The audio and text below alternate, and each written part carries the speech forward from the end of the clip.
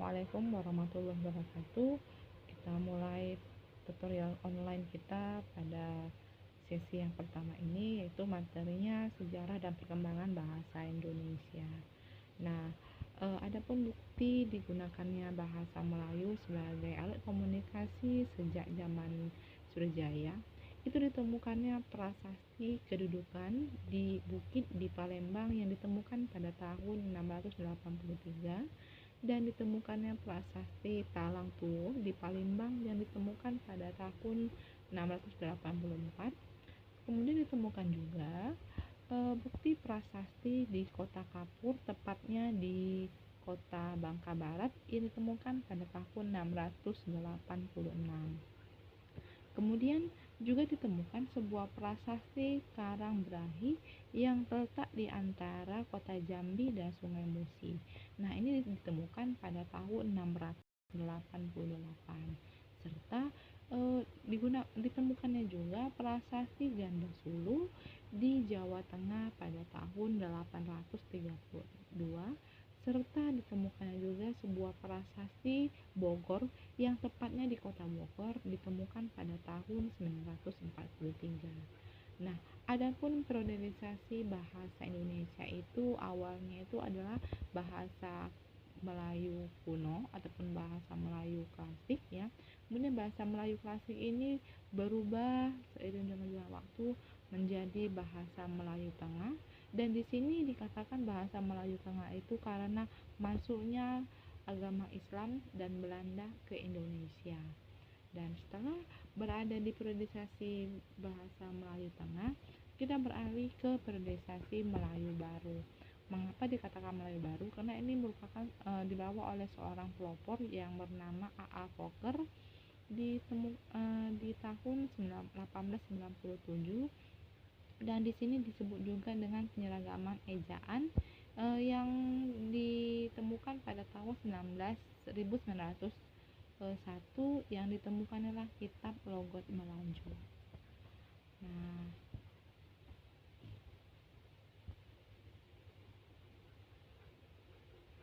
adapun faktor bahasa Melayu digunakan sebagai bahasa Indonesia karena sejak dahulu merupakan lingua franca di Indonesia, yaitu sebagai bahasa perhubungan dan bahasa perdagangan.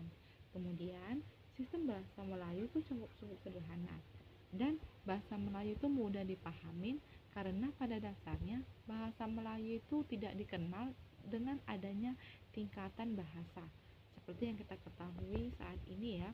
Untuk khususnya di bahasa Jawa itu terbagi berdasarkan kastanya, yaitu bahasa Jawa Ngoko ataupun bahasa Jawa Kromo.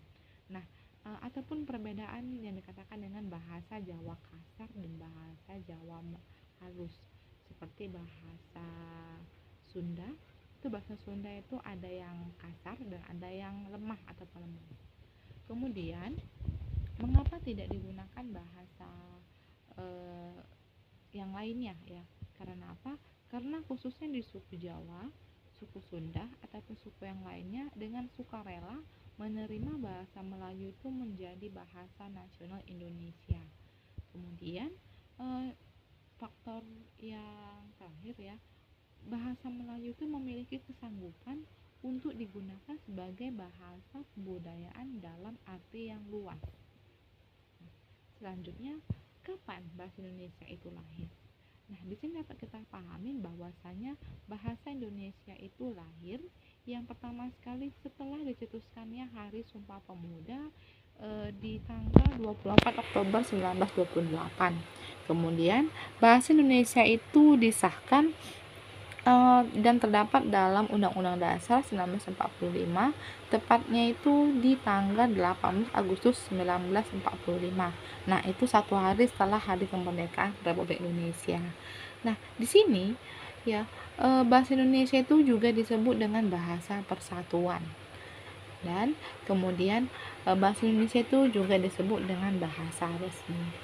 Nah, inilah salah satu contoh ataupun kita sebutkan dengan inilah bunyi dari Sumpah Pemuda tersebut. Kemudian di sini dari mana asal muasal bahasa Indonesia itu sendiri?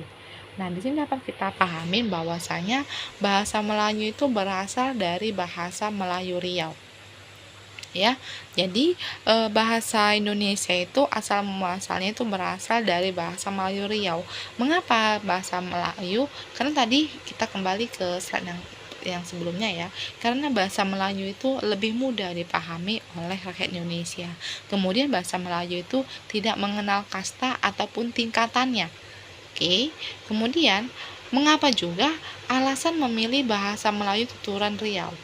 Karena yang pertama, pejuang kemerdekaan itu diharapkan bersatu lagi. Kemudian menumbuhkan semangat patriotik dan nasionalisme negara tetangga. Dan suku Melayu itu berasal dari Riau. Bahasa Melayu Riau lebih mudah dipelajari dibandingkan bahasa yang lainnya. Contohnya kita ambil yang sangat sederhana itu adalah bahasa Jawa. Kemudian suku lain itu akan merasa dijajah ataupun suku Jawa jika dipilih bahasa Melayu tuturan Jawa. Dan di sini adapun bahasa bagaimana usaha penyempurnaan ejaan bahasa Indonesia.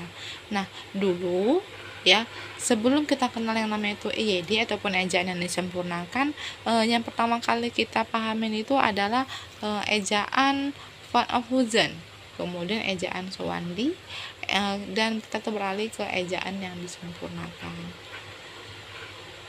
Oke. Nah, jadi di sini ada saya bagikan slide dan nanti dapat kamu pahamin terkait dengan sejarah dan perkembangan bahasa Indonesia.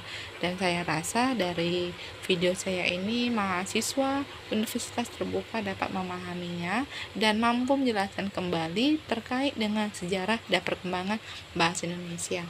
Akhir kata saya mengucapkan wassalamualaikum warahmatullahi wabarakatuh. Terima kasih.